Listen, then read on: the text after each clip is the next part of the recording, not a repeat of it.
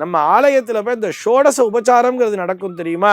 பெரிய தீபாராதனை எல்லாம் பண்ணிட்டு இருப்பா தெரியுமா? அலங்கார தீபத்தினை காட்டுவார்கள். அதற்கப்புறம் 1, 2, 3, 4, 5 என்று விளக்குகளை வரிசையாக காண்பித்து கொண்டு வருவார்கள்.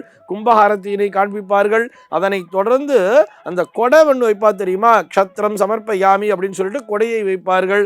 சாமரம் பீஜயாமி என்று சொல்லி அந்த சாமரத்தால் வெண் சாமரத்தால் விசிறுவார்கள்.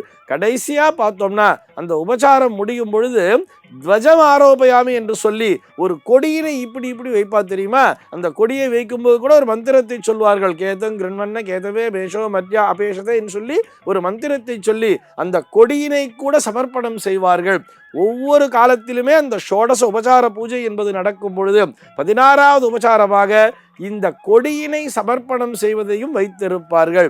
ஆக அந்த கொடியிலே ஒரு மிருகங்களுடைய உருவம் பறிக்கப்பட்டிருக்கிறது என்று சொன்னால் அது அந்த மூலவரினுடைய வாகனம் என்பதை நாம் புரிந்து கொள்ளலாம். இந்த வாகனங்களின் மூலமாகத்தான் நமக்கு பாதுகாப்பு என்பது கிடைக்கிறது என்பதையும் இந்த இடத்திலே நாம் புரிந்து கொள்ள வேண்டும்.